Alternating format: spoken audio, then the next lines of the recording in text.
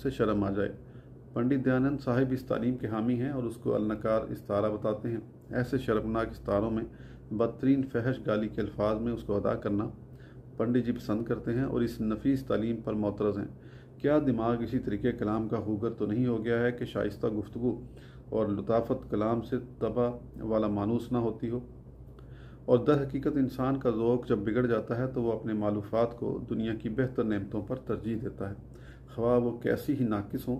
अफ़यूनी नशे वाले जिन नशों के आदी हैं उनके सामने वो दुनिया की तमाम नेमतों का हीच जानते हैं और असहाब ज़ौक़ सलीम को ना आशना करार देते हैं। अगर इस तरह जिस अदा कुरानी पर कोई फासिद अलज़ौक़ मोतरज़ हो तो जाए हैरत नहीं। एतराज़। आया का तर्जमा लिखा है, इनमें से कोई ईमान लाया और कोई काफिर हुआ, जो अल्लाह चाहता ना लड़ते, जो चाहता है अल्लाह करता है। उस पर पंडित जी ये एतराज़ करते